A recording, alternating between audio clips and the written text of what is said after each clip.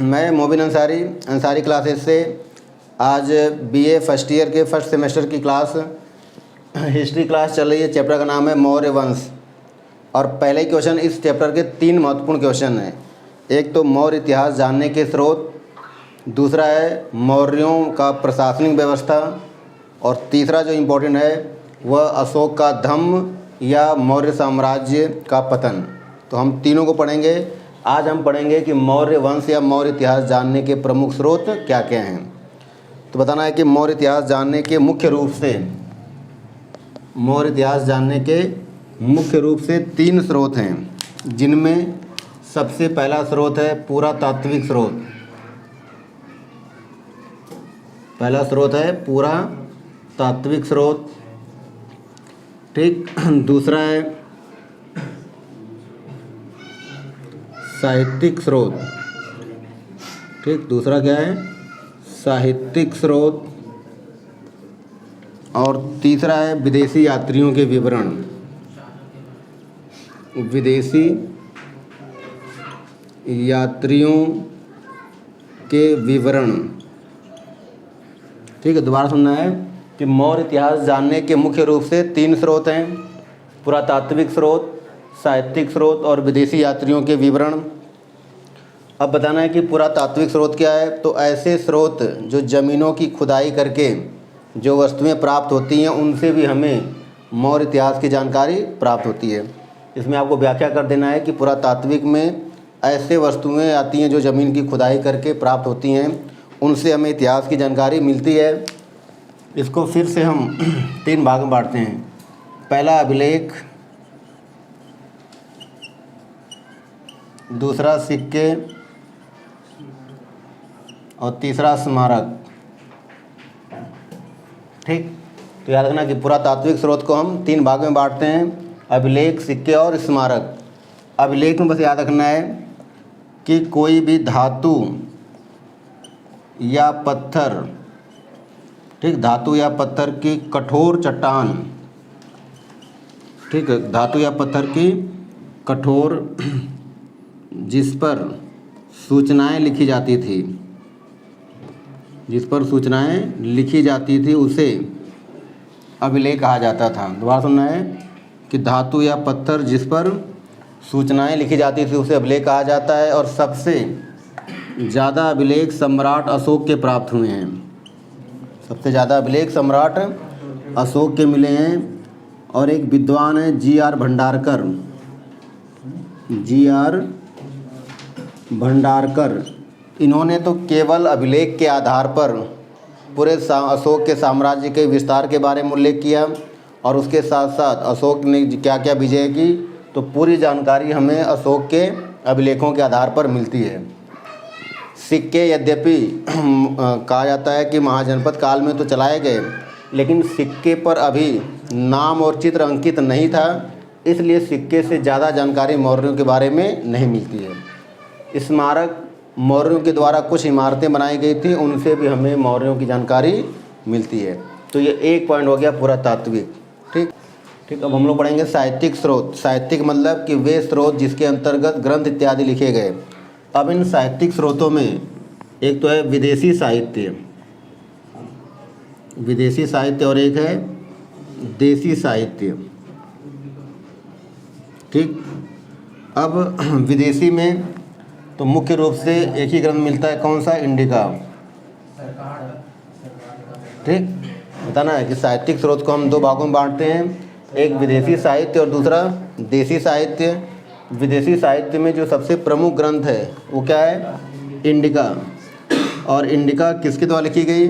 तो यूनान का एक शासक था, क्या नाम है, सेल्यूकस, और उसका एक राजदूत था जिसका नाम था मेगास्थनीज।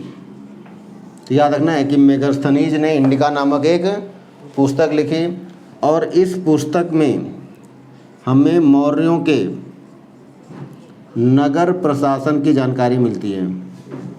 नगर प्रशासन की जानकारी मिलती है, ठीक। अब क्या मतलब? दोबारा सुनना है कि मौर्य इतिहास जानने का एक प्रमुख स्रोत क्या है? विदेशी साहित्य। और विदेशी साहित्य में सबसे प्रमुख ग्रंथ क्या है? इंडिका। इंडिका किसने लिखी? मेगास्थनीज ने। मेगास्थनीज कौन था? तो यूनान का एक शासक था, सेल्यूकस उसका राजदूत था। ये खुद चंद्रगुप्त मौर्य के दरबार में आया था। चंद्रगुप्त मौर्य के दरबार में आया और आने के बाद यहाँ पर कुछ वर्षों तक रहा और रहने के बाद अपनी पुस्तक लिखी और इसी पुस्तक में मौर्यों के नगर प्रशासन की जानकारी मिलती है। और ये अपनी पुस्तक में बताता है कि जो मौर्यों का नगर का प्रशासन है वो 6 समितियों द्वारा चलाया जाता था। ठीक, 6 समितियों द्वारा चलाया जाता था और प्रत्येक समिति में, ठीक, प्रत्येक समिति में 5-5 सदस्य होते थे। प्रत्येक समिति में कितने सदस्य होते थे? 5। ठीक है, प्रत्येक समिति में 5-5 सदस्य होते थे। इस तरह से कुल कितने सदस्य थे? तो 30। ये सारे मिलकर के नगर का प्रशासन चलाते थे और बताता है कि भारत में मौर्य काल में नगरों का प्रशासन बहुत ही उत्तम प्रकार का था। तो इस तरह से साहित्यिक स्रोत में क्या हो गया? विदेशी साहित्य, और विदेशी में मुख्य रूप से इंडिका। उसके बाद हम लोग पढ़ेंगे देसी साहित्य। देसी साहित्य मतलब वे ग्रंथ जो भारत में लिखे गए। इनमें सबसे पहले अगर नाम आता है तो अर्थशास्त्र। सबसे पहले आता है किसका? अर्थशास्त्र। ठीक, अब अर्थशास्त्र के बारे में थोड़ा सा जान लेंगे कि अर्थशास्त्र पुस्तक किसने लिखी? तो कौटिल्य या चाणक्य ने। ठीक, कौटिल्य या चाणक्य। ठीक है, और कौटिल्य या चाणक्य कौन थे? तो याद रखना है कि चंद्रगुप्त मौर्य के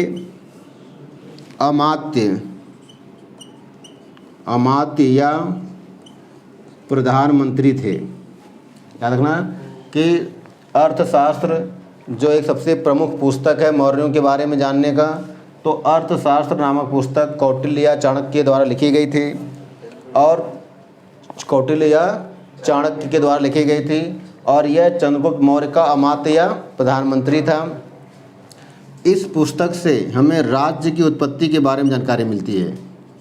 राज्य की उत्पत्ति के बारे में जानकारी मिलती है।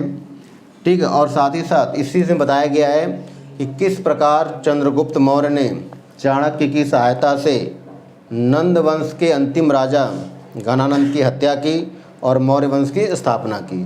तो ये सारी जानकारियाँ हमें अर्थशास्त्र से मिलती है।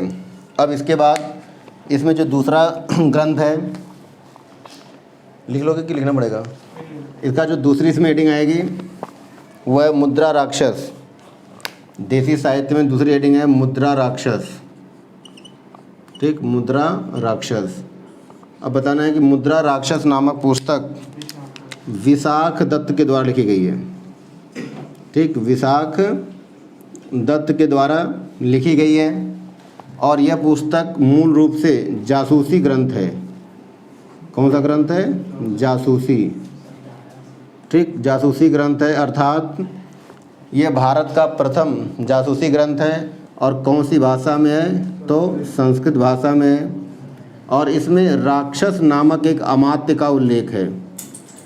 राक्षस नामक अमात्य के बारे में उल्लेख है।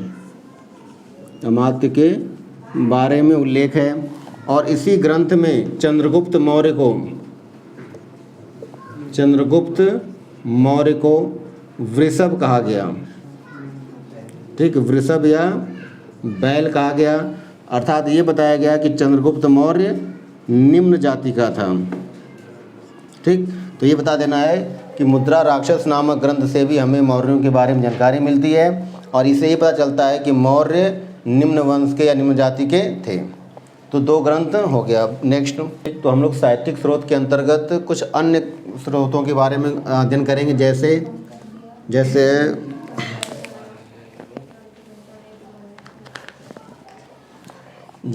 बौद्ध साहित्य। जैसे क्या है?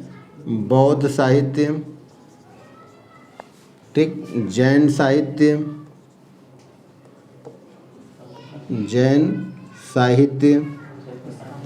इसके साथ साथ हमें पुराणों के बारे में भी जानकारी मिलती है। पुराणों से भी हमें मौर्यों के बारे में जानकारी मिलती है।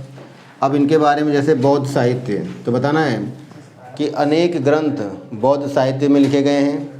तो उस बौद्ध साहित्य के अंतर्गत जो ग्रंथ लिखा है उन ग्रंथों से भी हमें मौर्यों के बारे में जानकारी मिलती है। इन बौद्ध साहित्यों में एक तो सबसे प्रमुख है अंगुत्तर निकाय। अंगुत्तर निकाय, अंगुत्तर निकाय से हमें 16 महाजनपदों की जानकारी मिलती है। 16 महाजनपदों की जानकारी मिलती है।